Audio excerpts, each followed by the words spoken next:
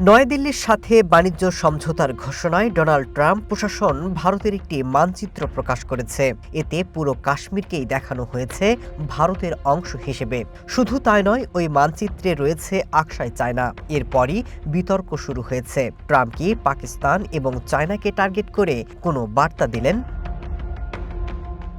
শনিবার আমেরিকার বাণিজ্য মন্ত্রণালয় থেকে ভারতের একটি মানচিত্র প্রকাশ করে বলা হয়, একাধিক আমেরিকার পণ্যের শুল্ক কমেছে। কাঠবাদাম থেকে শুরু করে অসংখ্য পণ্য ভারতের নতুন বাজার পেতে যাচ্ছে। তবে ওই খবর উপেক্ষা করে সবার নজর ওই মানচিত্রের দিকে। কারণ ট্রাম্প প্রশাসন যে মানচিত্র দিয়েছে সেখানে ভারতের নিয়ন্ত্রণে থাকা কাশ্মীরের সাথে পাকিস্তানের নিয়ন্ত্রিত কাশ্মীরও স্থান পেয়েছে। এর আগে ট্রাম্প প্রশাসন ভারতের যত মানচিত্র প্রকাশ করেছিল তার কোনোটিতেই পাকিস্তান অধিকৃত কাশ্মীর ভারতের মধ্যে ছিল না। একই মানচিত্রে চায়নার দখলে থাকা কাশ্মীরের অংশ আকসাই চীনও রয়েছে। এর মাধ্যমে ট্রাম্প প্রশাসন কাশ্মীর ইস্যুতে ভারতের দাবিকেই মেনে নিল বলে জানাচ্ছে ভারতীয় গণমাধ্যম।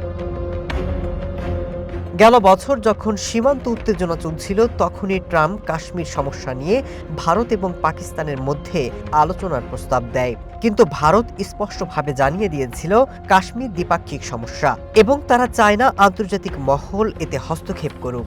তবে ট্রাম্প প্রশাসনের এই মানচিত্রের মাধ্যমে নতুন সুরে ভারতের দাবির প্রতি সমর্থন প্রকাশ করল বলে মনে করছে অনেকে। Masud Rana, one international desk.